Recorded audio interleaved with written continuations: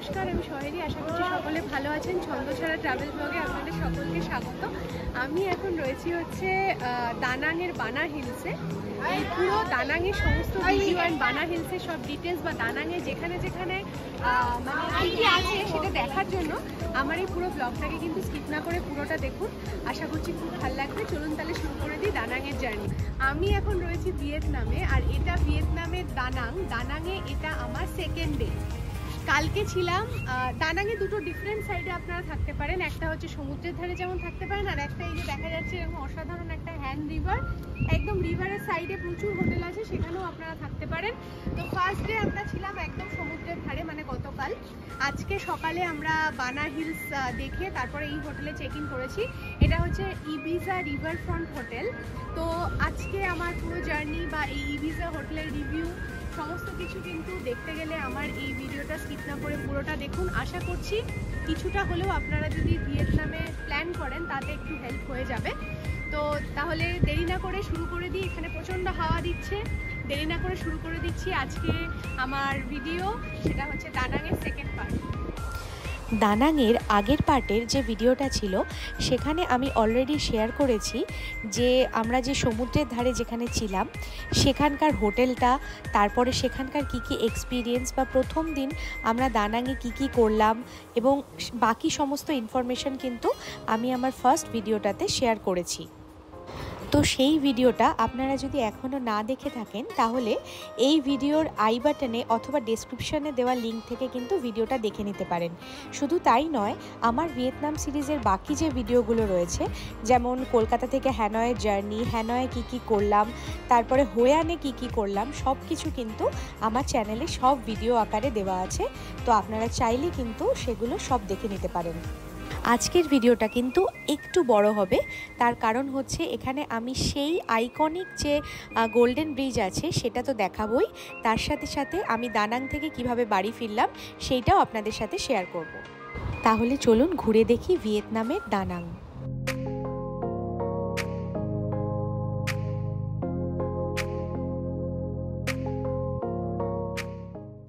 শুরুতেই দেখে নিই ইবিজা রিভারফ্রন্ট হোটেলে যেখানে আমরা ছিলাম সেখানে আমাদের রুমটা কীরকম ছিল।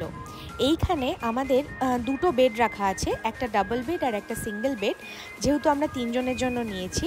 আর তার সাথে সাথে এখানে দেখতেই পাচ্ছেন সমস্ত চা করার জিনিসপত্র থেকে মিনি ফ্রিজ যা থাকে সবই রয়েছে। ওয়াশরুমটাও যথেষ্ট ক্লিন, আর মোটামুটি রুমটা স্পেশিয়াসই বলা যায়। আর সবথেকে বড় কথা, এই হোটেলের একদম ছাদে রয়েছে জিম, তার সাথে এই রকম একটা পুরো খোলা জায়গা, এবং সব থেকে ইম্পর্টেন্ট হচ্ছে এই পুলটা। এটা কিন্তু আপনারা বলতে পারেন এটা একটা ইনফিনিটি পুল, এবং এখান থেকে এত সুন্দর নদীর ভিউ দেখা যাচ্ছে যে জাস্ট আমি সেটা মানে আপনাদের বোঝানোর জন্য প্রপার ভাষা খুঁজে পাচ্ছি না, এতটাই সুন্দর। এখানে এত সুন্দর একটা হাওয়া দিচ্ছে, আর এই নদীটা মানে এটা হচ্ছে হ্যান রিভার। এই হ্যান রিভার যেহেতু একদম মোহনায় এসে মিশেছে, সুতরাং প্রচুর চওড়া এবং এত সুন্দর এখানে একটা হাওয়া দিচ্ছে, বা এখানকার এত সুন্দর একটা ভিউ যে এখানে বসেই কিন্তু অনেকটা সময় কাটিয়ে দেওয়া যায়। এখানে 3 জনের জন্য এক রাত্রে ব্রেকফাস্ট সহ ভাড়া পড়েছে ইন্ডিয়ান টাকায় 2200 টাকার মতো। আমি একটু নদীর ধারে এলাম, কারণ একদম নদীর সাইডেই হোটেল, সুতরাং এটা একটা সুবিধা যে একদম কাছাকাছি লোকেশন ভালো হলে মানে যখন তখন খুশি জিনিসগুলোকে অ্যাক্সেস করা যায়।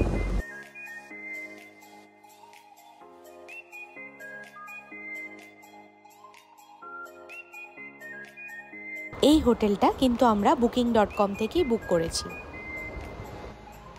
যাই হোক, আমরা লবিতে চলে এসেছি। এখানে ব্যাগপত্র রেখে এখনও, কারণ আমরা চেক ইন করিনি, গাড়ি চলে এসছে। আমরা এখন যাব হচ্ছে বানা হিলসের দিকে। এখন প্রায় সকাল 8টা বাজে। ফার্স্টে আমরা যাব কিন্তু দানাংয়ের বাস টার্মিনাসে।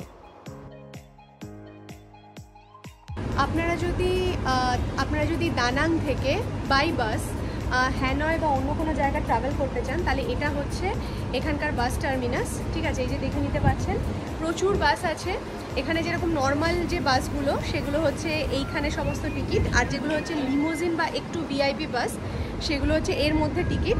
তো টিকিটের যে ডিফারেন্সটা সেটা হচ্ছে অ্যারাউন্ড 360, বা হচ্ছে এর সাথে যদি আপনারা ভিআইপি বা লিমোজিন নেয় সেটা হচ্ছে 450 এরকম। বাবা মা কালকে এই বাসে করেই এখান থেকে নিনবিন যাবে, কারণ আমাকে একাই কলকাতা ফিরে যেতে হবে, তাই দেখে শুনে এখানে টিকিট কাটার জন্য আরও আসা। আমার সাথে আছেন হচ্ছে আমাদের, উনি খুব হেল্প করে দিয়েছেন মিস্টার থাও, ঠিক আছে? হ্যাঁ, ওনার মোবাইল নাম্বারটা আমি দিয়ে দেবো, আপনারা এখানে আসলে অবশ্যই কন্ট্যাক্ট করে নেবেন। স্লিপার বাসে ওভারনাইট এখান থেকে হ্যানয়ের ভাড়া কিন্তু অ্যারাউন্ড ওই 1200 থেকে 1500, আমাদের পড়েছে 1250 টাকার মতো। এবারে আমরা টিকিটটা কেটে এখান থেকে রওনা দিলাম হচ্ছে বানা হিলসের দিকে। বানা হিলস যেতে কিন্তু লাগবে সময় প্রায় এই 1 ঘন্টা মতো। কিছুটা যাওয়ার পরেই কিন্তু চারিদিকে এরকম সবুজ আর ছোট ছোট পাহাড়ের মতো, সুতরাং রাস্তাটা কিন্তু খুব সুন্দর। অবশেষে এসে পৌঁছালাম এই বানা হিলসের টিকিট কাউন্টারে। আমরা বানা হিলসের টিকিট কাটলাম এখানে পার হেড 900 করে, সেটা হচ্ছে উইদাউট বাফে। যদি আপনারা বাফে নেন সেক্ষেত্রে হচ্ছে পড়বে 1240 করে, মানে যেটা অনেকটা বেশি। তো সেই জন্য আমরা যেহেতু সকালে ভারী ব্রেকফাস্ট করে এসেছি আর এখানে আমাদের গাড়িও রয়েছে, সুতরাং আমরা বাফেটা নিলাম না, 900 টাকা করে ওই টিকিটটাই নিলাম। পেছনের দিকে আছে হচ্ছে সান ওয়ার্ল্ড বলে যেটা, আর এইটা হচ্ছে টিকিট কাটার জায়গা, মানে এর মধ্যে আপনাকে একজন একজন করে ঢোকাবে, ওদের আলাদা আলাদা টেবিল রয়েছে, সেই টেবিলে বসিয়ে আপনাকে বোঝাবে, সেখানে আপনি টিকিট কাটতে পারবেন। It's a very easy process. ওরা মোটামুটি নর্মাল ইংলিশ জানে, আপনারা গুগল ট্রান্সলেট থাকলে তো কোনো অসুবিধাই নেই। এই পেছন দিকে হচ্ছে এটা হচ্ছে কেবল কার, আমি ধীরে ধীরে সবই দেখাবো। জায়গাটা দেখে আমার অনেকটা ওই রামোজি ফিল্ম সিটি কনসেপ্টের মতো মনে হচ্ছে, বাট হ্যাঁ অবভিয়াসলি এটা অনেক বেশি উন্নত। এই যে দেখুন এখানে অনেক এটিএম কাউন্টার্সও আছে। পেছনে রয়েছে হচ্ছে বানা হিল সানওয়ার্ল্ডের যে গেটটা, আর এখান দিয়ে আমরা ঢুকবো। এই যে পেছনে দেখা যাচ্ছে সানওয়ার্ল্ড, তো আজকে সানি ডে, দেখা যাক সানওয়ার্ল্ডে কি আছে। আমরা এবার যেখান থেকে কেবল কার বা রোপওয়ে করে আমরা উপরে উঠবো সেই জায়গাটায় যাচ্ছি, এবং রাস্তাটা কিন্তু খুব সুন্দর। আমরা বানা হিলসের মধ্যে এন্ট্রি করেছি, মানে এখানে সমস্ত জিনিস দেখা শুরু করব।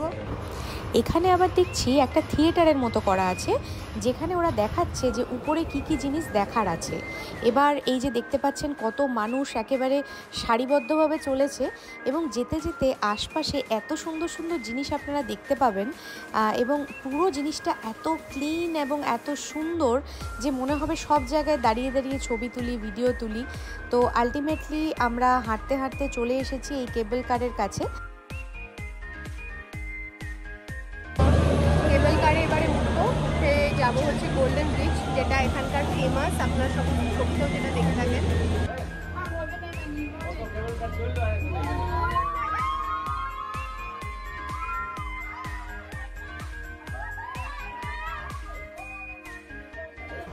অনেক দিন পরে কোনো রোপওয়েতে উঠলাম, এবং সেখানে কিন্তু এসে সেই যে মানে গ্যাংটকে একবার উঠেছিলাম, বা অনেক জায়গায় সেই মনে পড়ছে পুরনো ছোটোবেলার স্মৃতি, যে আগে এরকম উঠতাম।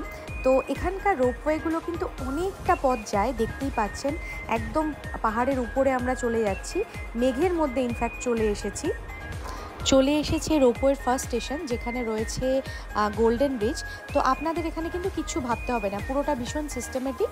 এখানে আসলে অটোমেটিক্যালি ওনারাই আপনাদের নামিয়ে দেবেন। প্রায় অনেকক্ষণের একটা রোপওয়ে জার্নি ছিল, দারুণ লেগেছে সত্যি বলছি। এত লং রোপওয়ে আমি কোনোদিনও চাপিনি।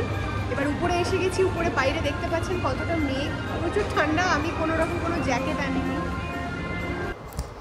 এসকেলেটার দিয়ে খানিকটা উপরে উঠেই আমরা কিন্তু পৌঁছে গেলাম সেই আইকনিক গোল্ডেন ব্রিজ। তো এখানকার ছবি হয়তো আপনারা যখনই ভিয়েতনাম সার্চ করবেন তখনই দেখে থাকবেন। আইকনিক গোল্ডেন ব্রিজ, প্রচণ্ড ঠান্ডা লাগছে আমার। জায়গাটা যে এইরকম মেঘলা পাবো একদমই ভাবিনি, তাই দেখুন কীরকম ঝাপসা ছবি এসেছে। যাই হোক, আমার এত ছবি টবি নিয়ে মাথা ব্যথা নেই।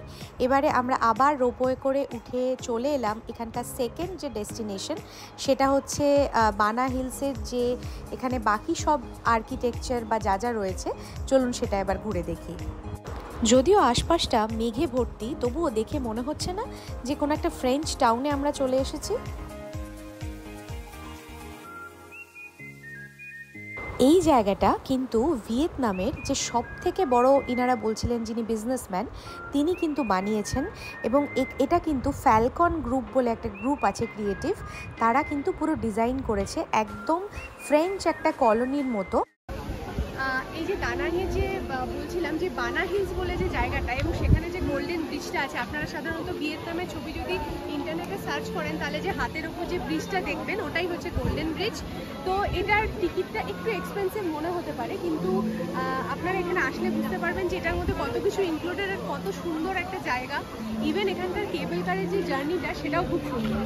চারপাশটা দেখতেই পাচ্ছেন, মানে এরকম একটা ফ্রেঞ্চ, মনে হচ্ছে কোনো একটা ফ্রেঞ্চ কলোনির মধ্যে আছি। তার সাথে এদিকে এরকম এত সুন্দর সুন্দর টিউলিপ ফুটে আছে। হ্যাঁ, মানে এখানে সুন্দর একটা মিউজিক বাজছে, মনে হচ্ছে যেন সেই হ্যারি পটারের একটা সেই রকম একটা অরা তৈরি হয়েছে। তো আলটিমেটলি জায়গাটা খুবই সুন্দর। এখানে মাঝে মাঝে আজকে মেঘ আসছে, রোদ থাকলে হয়তো ছবিগুলো ভালো আসতো, ভিডিওগুলো ভালো আসতো, কিন্তু এতটা কমফোর্টেবল লাগতো না। কিন্তু মেঘ থাকাতে কিন্তু দারুণ একটা ঠান্ডা ঠান্ডা ভাব, মনে হচ্ছে সত্যিকারের মানে ইউরোপিয়ান কোনো কান্ট্রিতে বা প্যারিস এইসব জায়গায় চলে এসেছি। এই যে মা বাবা বসে আছে, মানে ওনাদের একটু বসতে হচ্ছে মাঝে মাঝে, কারণ অনেক হাঁটা তো, পায়ে ব্যথা একটু ওনাদের। এবার সাথে সাথে আমরা অনেক অনেক সুন্দর সুন্দর ছবি তুলছি। দারুণ জায়গা, দারুণ, মানে এখানে প্রত্যেকটা মানে কোনা কোনা সুন্দর। আমি রামোজি ফিল্ম সিটি বা ওই ধরনের কোনো জায়গায় যাইনি এর আগে, তো এখানে এসে কিন্তু খুব ভালো লাগছে। সত্যি মনে হচ্ছে ফ্রেঞ্চ মিউজিয়াম বলছে, তো সত্যি মনে হচ্ছে প্যারিসের কোনো রাস্তায় ঘুরছি আর কি। বানা হিলসে কিন্তু অনেক হোটেলও রয়েছে, আপনারা এখানে চাইলে কিন্তু থাকতেও পারেন, বাট সেগুলো বেশ এক্সপেন্সিভ। আর এটা ছাড়াও এখানে রেস্টুরেন্টও রয়েছে অনেক। এখানে হোটেল থেকে আমরা আজকে ছিলাম হচ্ছে বিচের ধারে, তো সোনট্রার ওই এরিয়াটার মধ্যে ছিলাম। তো ওখান থেকে আমাদের এখানে আসতে কিন্তু গাড়ি ভাড়া লেগেছে বোথ ওয়ে, সেটা হচ্ছে 650K। এবার মোটামুটি ভাড়া হচ্ছে 7 থেকে 8-এর মধ্যে, মানে 700 থেকে 800-র মধ্যে। কিন্তু আমাদের যেহেতু মানে দুদিন একসাথে একই ড্রাইভারের সাথে যাচ্ছি বলে উনি একটু আমাদের বার্গেন করেছেন। তো অবভিয়াসলি ওই মানে আমাদের যিনি ড্রাইভার আছেন ওনার নাম্বার দিয়ে দেবো।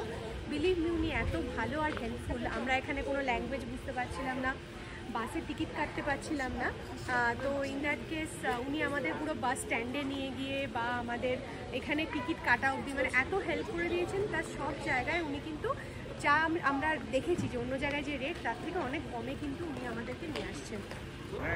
এইটা একটা প্যানকেকের মতো জিনিস, এটা খেতে খেতে আমরা চলে এলাম হচ্ছে পেছনের সাইডটায়, যেখানে রয়েছে কিন্তু নানা রকমের রাইড। কিছু কিছু রাইড কিন্তু ফ্রি, কিন্তু কিছু কিছু রাইডে কিন্তু আপনাদেরকে পেমেন্ট করতে হবে। বানা হিলসে প্রায় 3 ঘন্টার মধ্যেই আমাদের সব দেখা হয়ে গেল।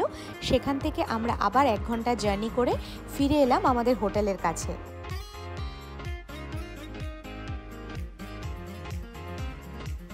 এসে একটু রেস্ট নিতে না নিতেই কিন্তু সন্ধে নেমে গেল। এবারে আমরা আজকে এখন চলেছি হচ্ছে এখানে যে ড্র্যাগন ব্রিজটা আছে তার পাশে কিন্তু উইকেন্ডে একটা নাইট মার্কেট বসে।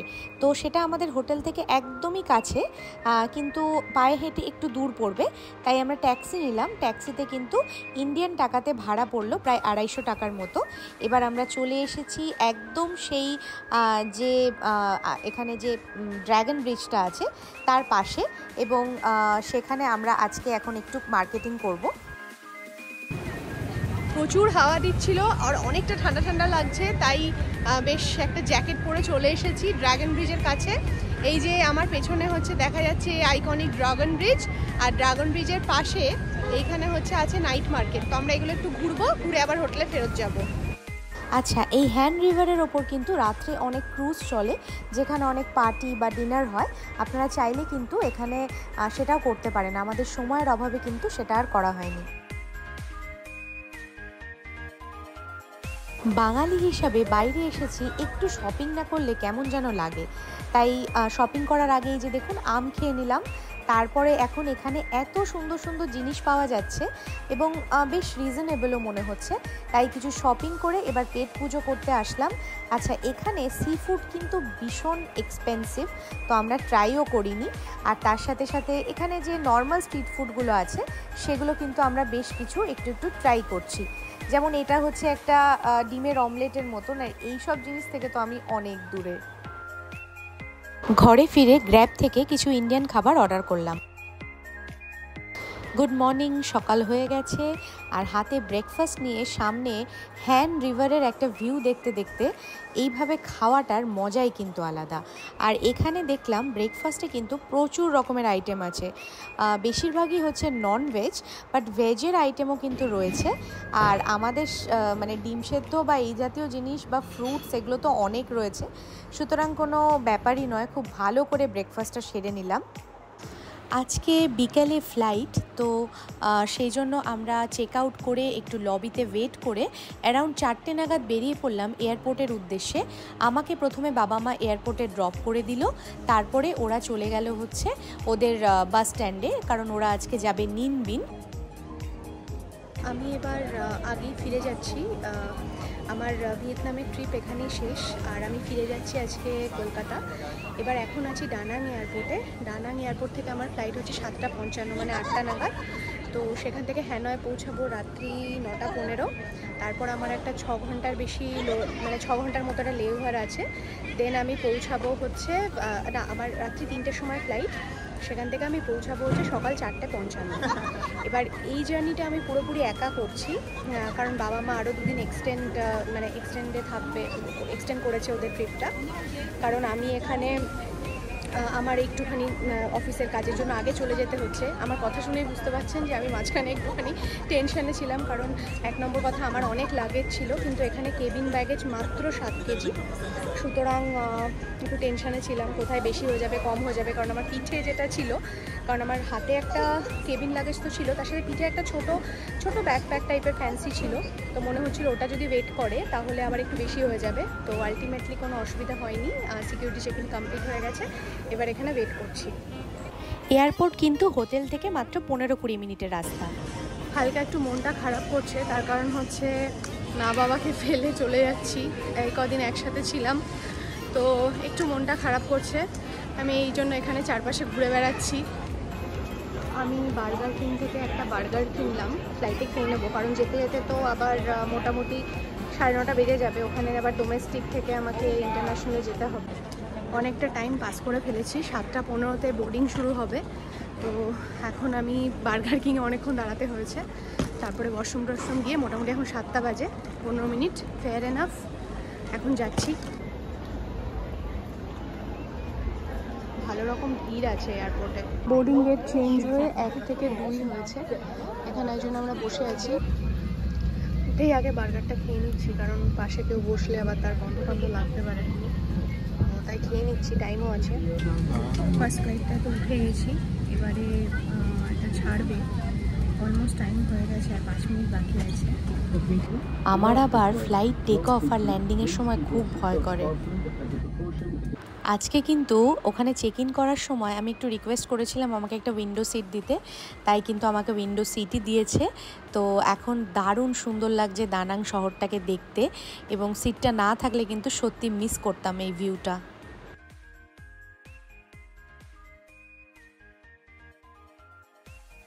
নেমে গেলাম ডোমেস্টিক থেকে, বেরিয়ে শাটল বাস ছাড়ে T2-র জন্য। জিজ্ঞাসা করবেন যে ইন্টারন্যাশনাল টার্মিনাল T2 যেটা, তো বেরিয়ে একদম বাঁদিকে, যে কোনো কাউকে জিজ্ঞাসা করলেই দেখিয়ে দেবে।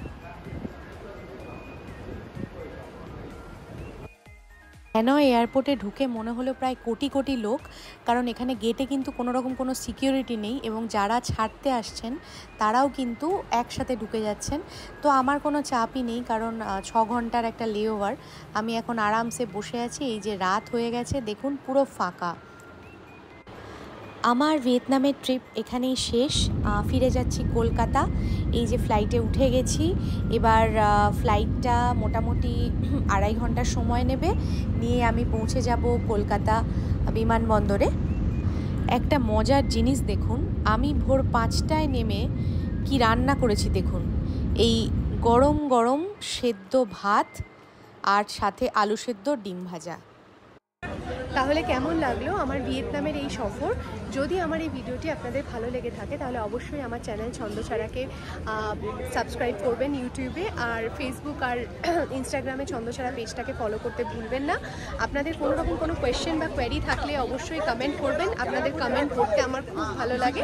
সকলে খুব ভালো থাকুন, অনেক অনেক বেড়াতে থাকুন, আর আমার এই চ্যানেলের সাথে যুক্ত থাকবেন। নমস্কার।